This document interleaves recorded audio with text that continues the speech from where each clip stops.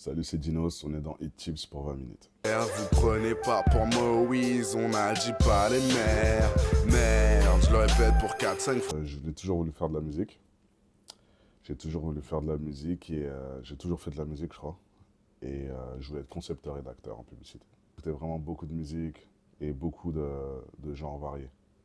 Donc ça pouvait être du rap avant tout, de la salsa, parce que mon père écoutait beaucoup de musique sud-américaine, latine, de la rumba congolaise, du makossa, beaucoup de R&B.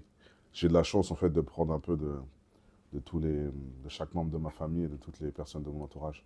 J'avais ce truc où j'arrivais à être réceptif à la musique assez vite. Et ce morceau-là, c'est mon petit chouchou. Donc c'est mon premier morceau où voilà, en fait, tu sais, t'as ton premier million de vues, t'as tes premiers bangers sur scène.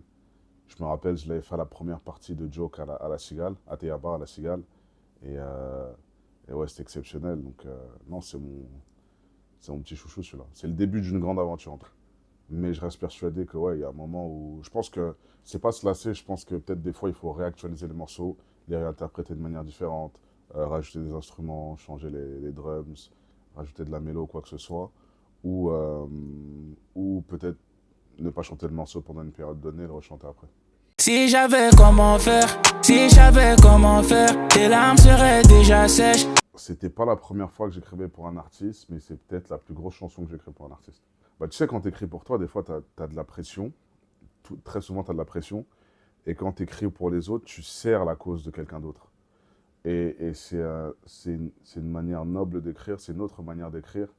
Et tu essaies juste de comprendre les émotions que l'autre artiste souhaite procurer. Et tu te mets dans sa peau et c'est, je sais pas, c'est une manière noble d'écrire parce que tu sers le but de quelqu'un d'autre. Tu vois? 100 fois, tu m'as laissé sans voix. Sans toi, tu m'as laissé à quoi bon? Dans le foie, tu m'as blessé dans le foie. Alors, Sofiane, on avait déjà collaboré ensemble sur 93 mesures et sur Taciturne aussi. Et Hélène Ségara, c'était la première fois. Et c'est clair que ouais, là, tu sors complètement des sentiers battus et tu as une des plus grandes artistes de chansons françaises.